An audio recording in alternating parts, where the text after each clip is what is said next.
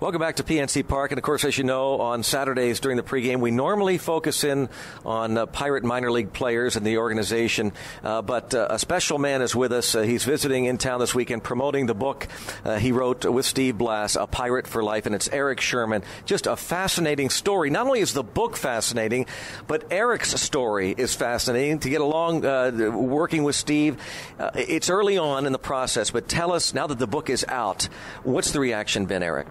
The reaction has been nothing less than fantastic.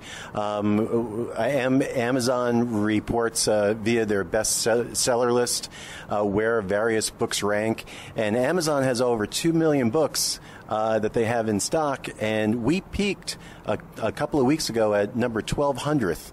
So out of 2 million books, that's pretty high up, so we're very pleased so far.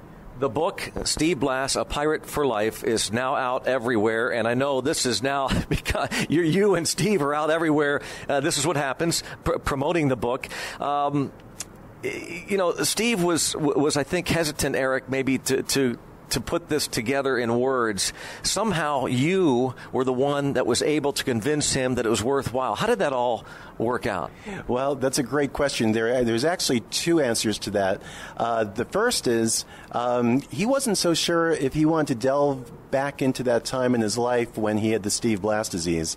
It was very hurtful, I should say, for both him and his family. And he really had to do some soul searching to see if he wanted to go back into that time, because the Steve Blass disease, the first chapter is they named a disease after me, is clearly the hook in the book. And so he wasn't sure if he wanted to go back to that time. The second thing was Steve always envisioned a biography perhaps being written about him, with maybe one of the great writers like Roger Angell or George Will. But I convinced him that it would be much better if Steve, in his own words, in his own way of telling stories, did it on his own as an autobiography in his voice. And that really appealed to him. And after about a month of thinking it over and talking with his wife, Karen, he introduced me one day as his biographer, and I knew that I got the job.